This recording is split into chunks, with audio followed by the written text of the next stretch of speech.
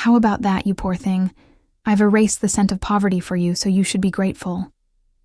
Those words hit me like a splash of champagne, though this time the liquid wasn't just metaphorical. It physically splashed across my face with force. This happened the moment I arrived to greet my fiancé's family.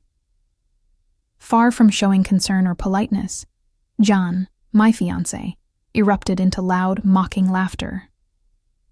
In that instant, I realized that every bit of effort I had put into styling my hair, choosing my outfit, and presenting myself elegantly had been utterly meaningless. All that remained was a hollow emptiness inside me. I will therefore terminate our contract with your company, I said firmly. Kelly, Jan's mother, the same woman who had thrown champagne on me, and Jan himself froze, their expressions a mixture of shock and disbelief. Neither of them could comprehend the gravity of my words. Before them, President Coleman, Jan's father, appeared suddenly, his presence commanding attention. Mr. Coleman, I began, maintaining my calm.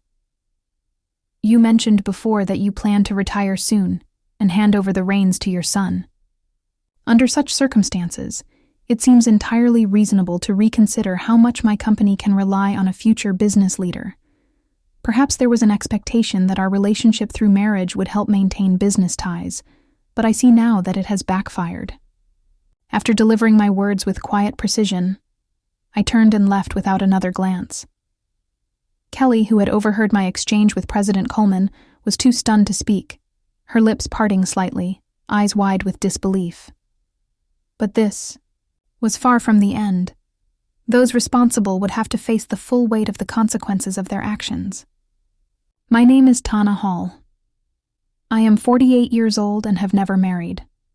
I've remained single by choice, prioritizing my work, cherishing the quiet fulfillment that comes from pursuing my own hobbies, reading, watching films, spending days immersed in personal passions. Marriage had never captured my interest. Yet that spring, in April, when flowers blossomed and the world seemed lighter, an unexpected proposal came my way. The introduction came through Douglas Coleman, a business associate. Monsieur Hall, I would very much like to introduce you to someone, he said. Initially, I hesitated, uncertain, but after persistent urging, I agreed to meet the person. John, the son of President Coleman, was my age. He was the youngest among several older sisters, had come close to marriage multiple times in the past, yet remained unmarried. I have one request, if you don't mind, I said cautiously at our first meeting, making it clear this encounter was conditional. Despite my reservations, John's politeness and gentle demeanor drew me in. I found myself thinking perhaps marriage with him might be possible, so I proposed we start dating.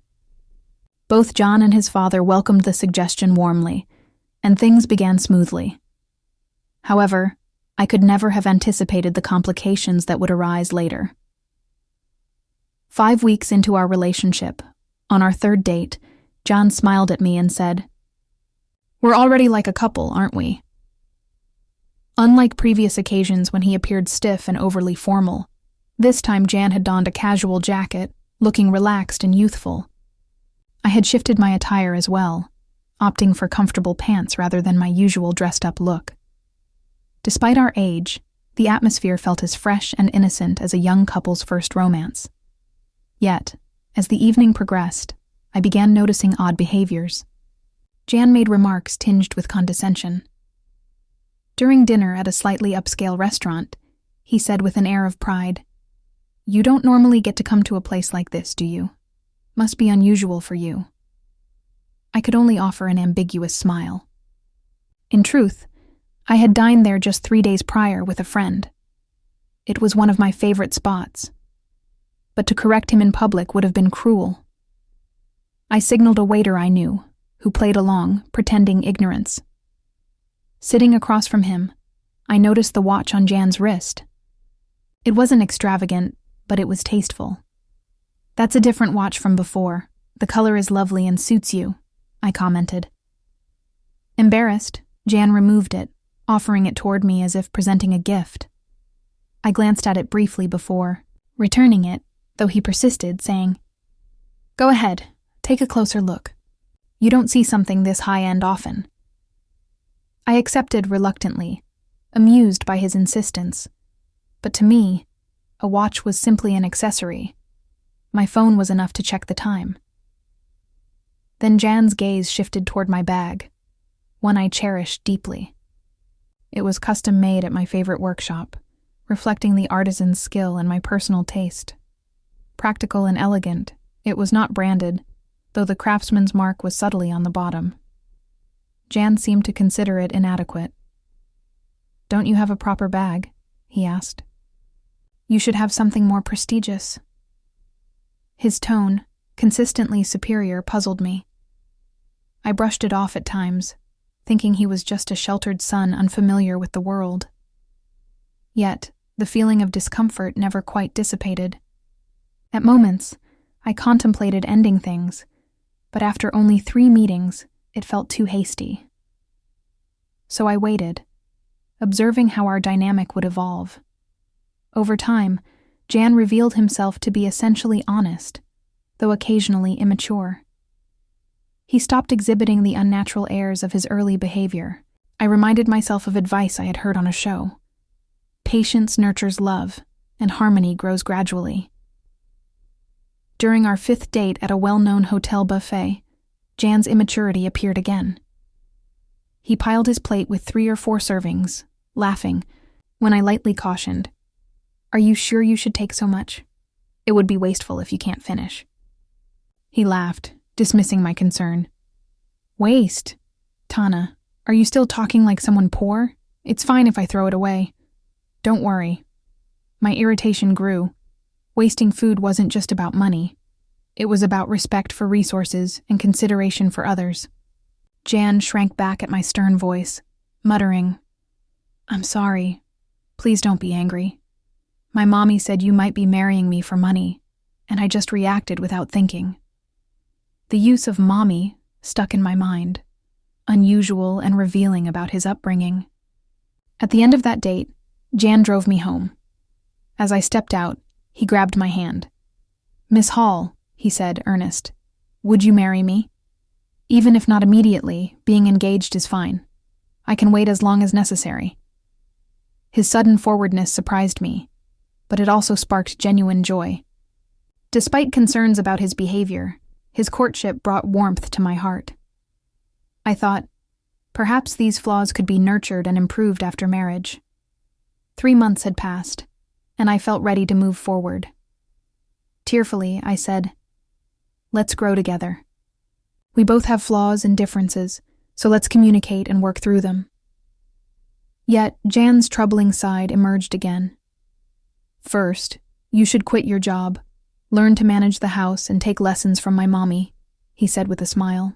My joy evaporated, replaced by rising anger. "Don't be so presumptuous. If that's your attitude, marriage is out of the question. Goodbye." Jan stood silent, stunned, as I exited the car and returned immediately to my house. Though I had decided to distance myself, I reluctantly agreed to meet him after he insisted via message over the weekend. When we met, he apologized profusely. "I'm really sorry about last time.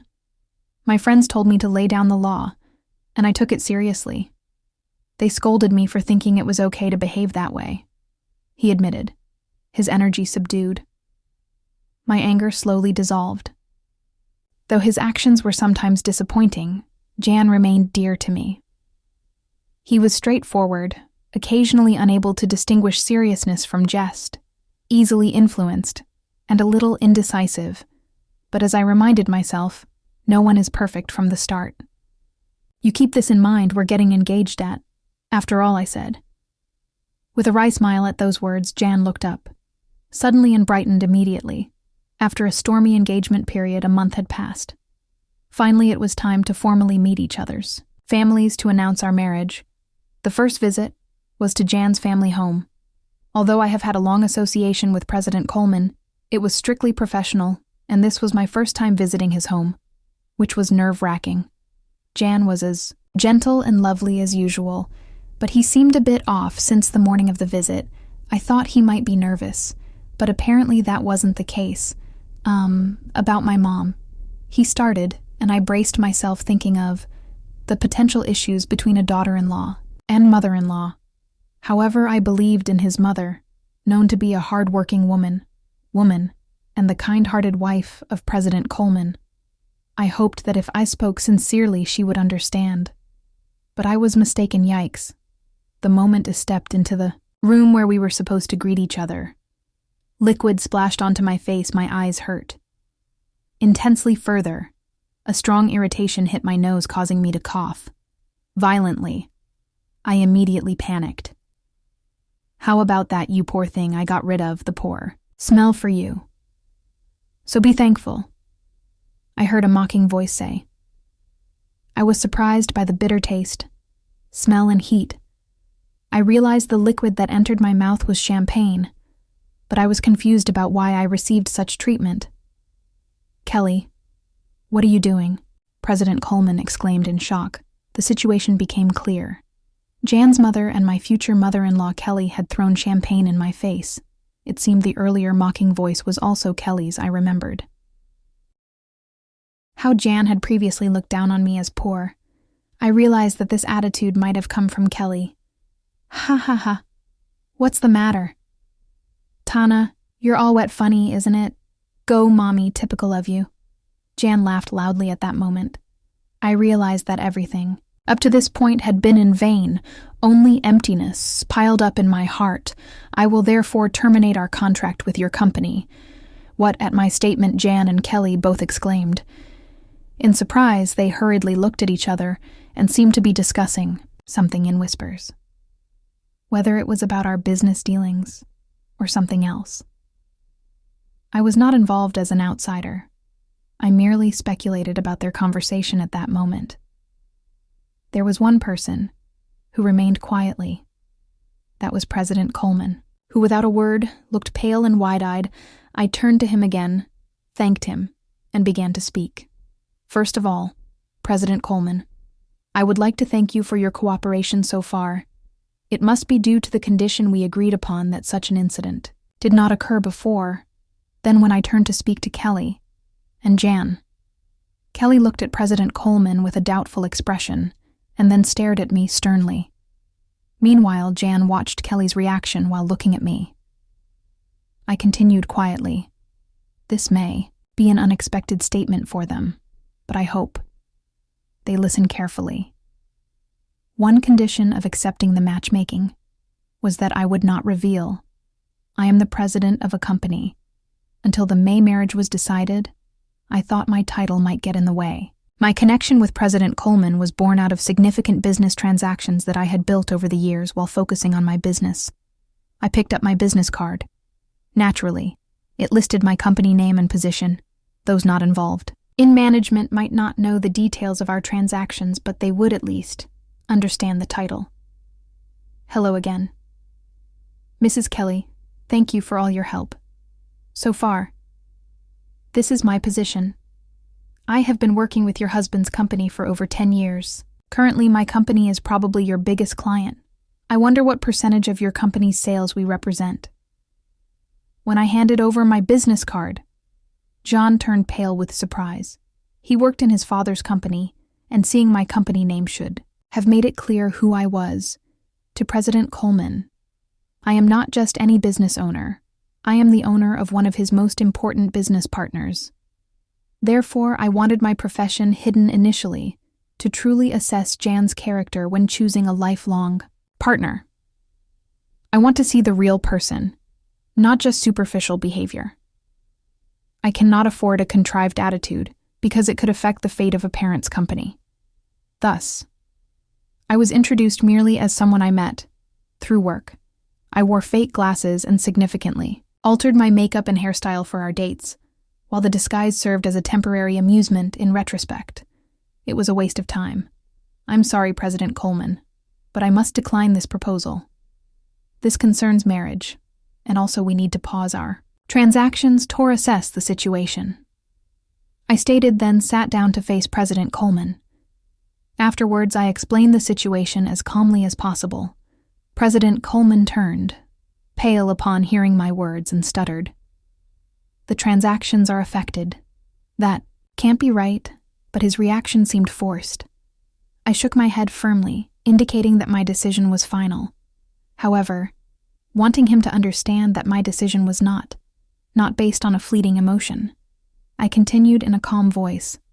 President Coleman, you mentioned before about planning to retire soon and hand over your responsibilities to your son. In such circumstances, it makes sense to reconsider how trustworthy a future business partner can be.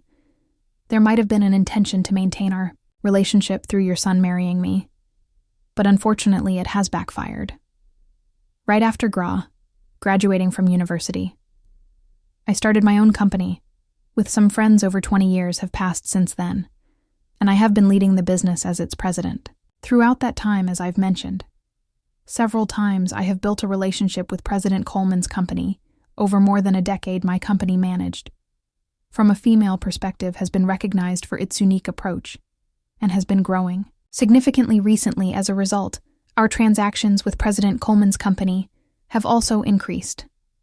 However, recently, there has been internal discussion about whether to switch to new business partners. Amidst this situation, the sudden proposal of an arranged marriage came up. Considering the timing, President Coleman might have sensed some movement from our company. This was not particularly kept secret after finding out who I am. Kelly and Jan were clearly disturbed.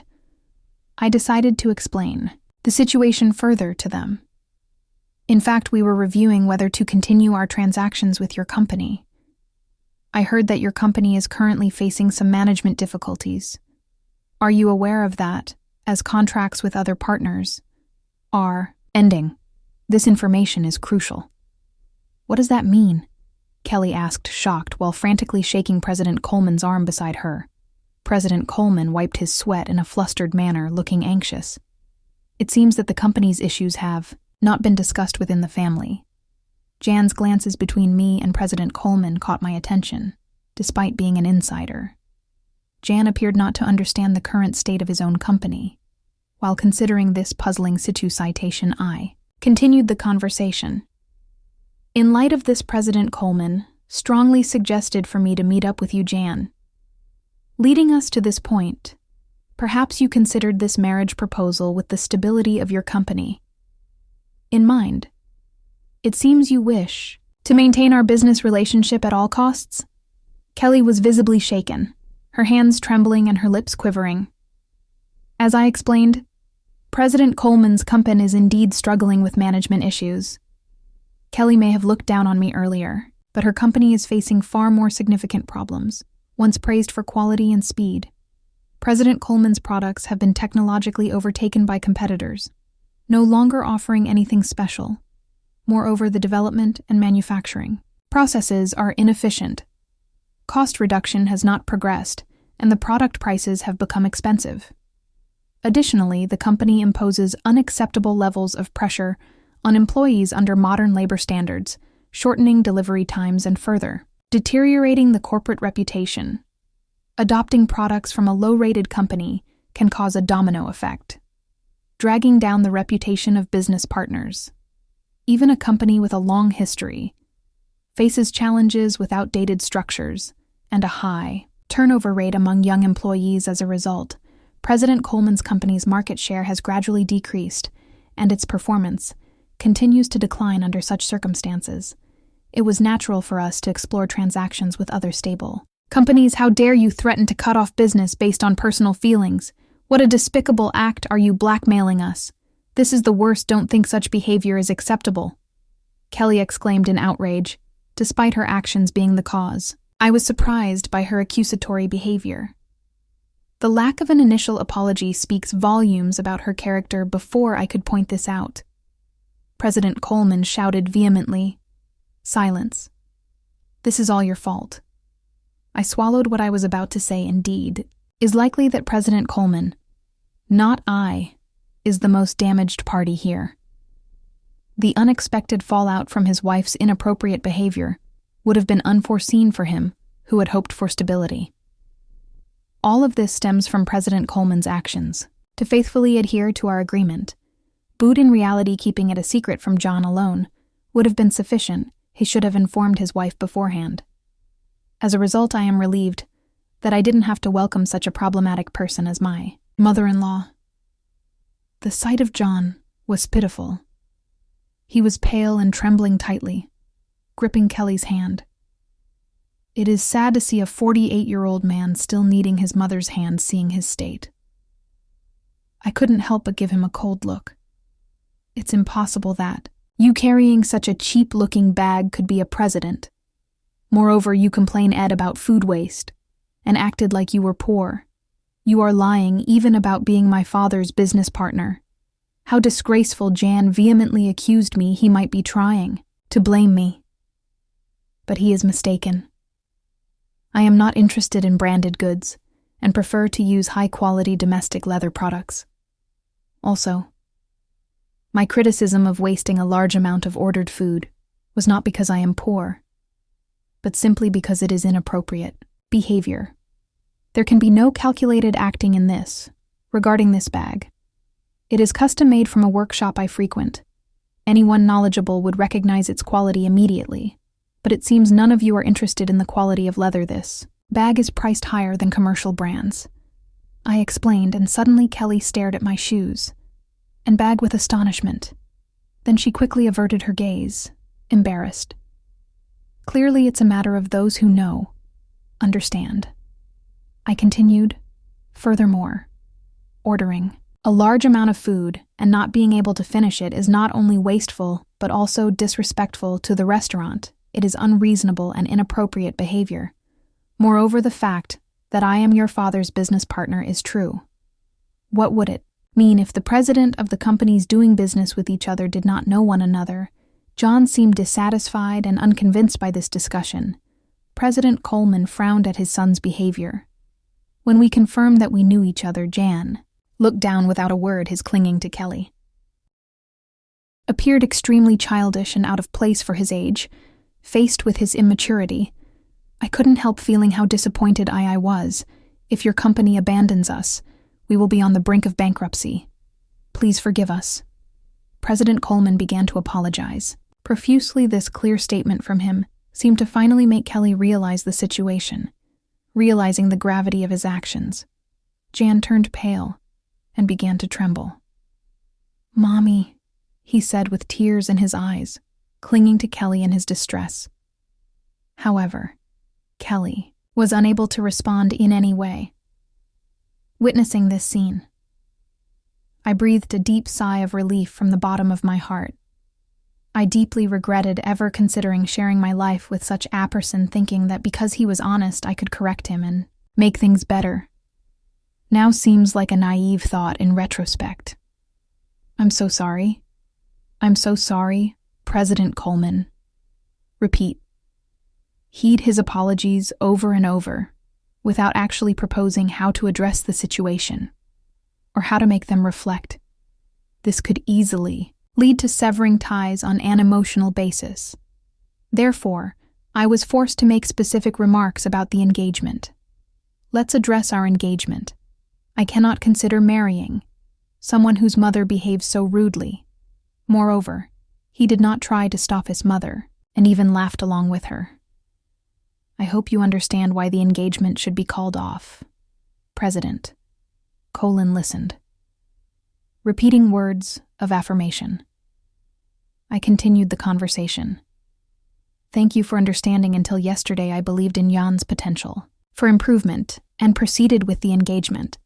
But now I feel relieved that our relationship has been dissolved. Furthermore, I provided specific examples of Jan's behavior.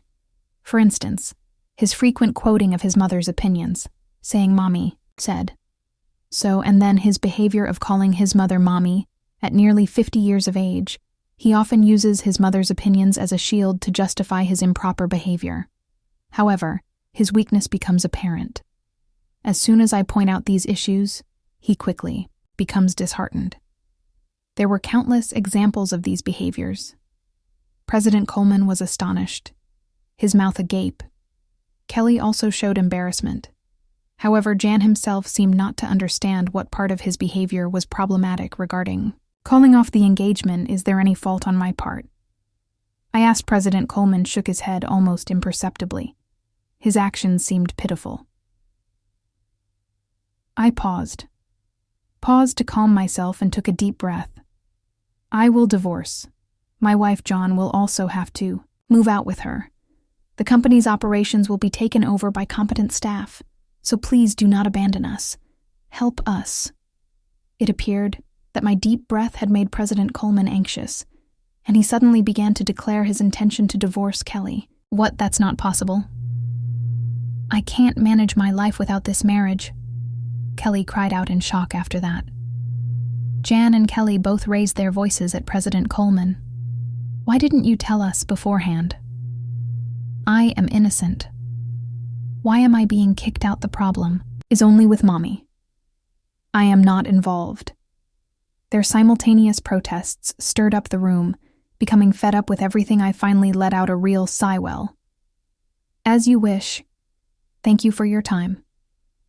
I will take my leave. Now, I said. Tow President Coleman alone, and quickly left. I needed to go home and take my high-quality clothes to the dry cleaners right away. Otherwise, the champagne stains would set and render them unwearable.